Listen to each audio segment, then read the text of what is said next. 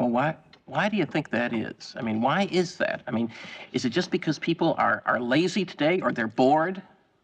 I mean, are we just like bored, spoiled children who've just been lying in the bathtub all day, just playing with their plastic duck, and now they're just thinking, well, what can I do?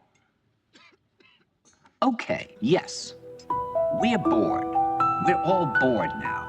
But has it ever occurred to you, Wally, that the process that creates this boredom that we see in the world now may very well be a self-perpetuating, unconscious form of brainwashing created by a world totalitarian government based on money, and that all of this is much more dangerous than one thinks, and it's not just a question of individual survival, Wally, but that somebody who's bored is asleep, and somebody who's asleep will not say no?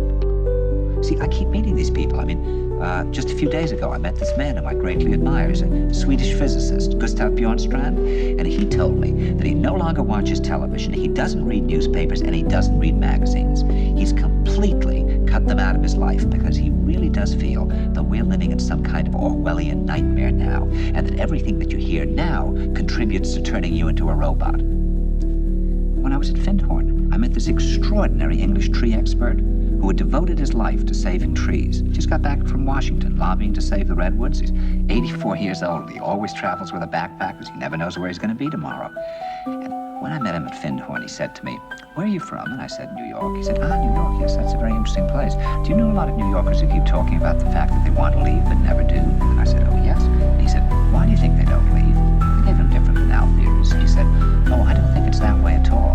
He said, "I think that New York is the new model for the new concentration camp, where the camp has been built by the inmates themselves, and the inmates are the guards, and they have this pride in this thing they've built. They've built their own prison, and so they exist in a state of schizophrenia, where they are both guards and prisoners, and as a result, they no longer have, having been lobotomized, the capacity to leave the prison they've made, or to even see it as a prison."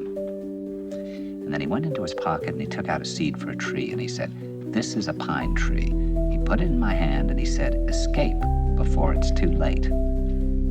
See, actually for 2 or 3 years now, Chiquita and I have had this very unpleasant feeling that we really should get out. That we really should feel like Jews in Germany in the late 30s. Get out of here. Of course, the problem is where to go, because it seems quite obvious that the whole world is going in the same direction. See, I think it's quite possible that the 1960s represented the last burst of the human being before he was extinguished, and that this is the beginning of the rest of the future now, that from now on there'll simply be all these robots walking around, feeling nothing, thinking nothing, and there'll be nobody left almost to remind them that there once was a species called a human being, with feelings and thoughts, and that history and memory are right now being erased, and soon nobody will really remember that life existed on the planet.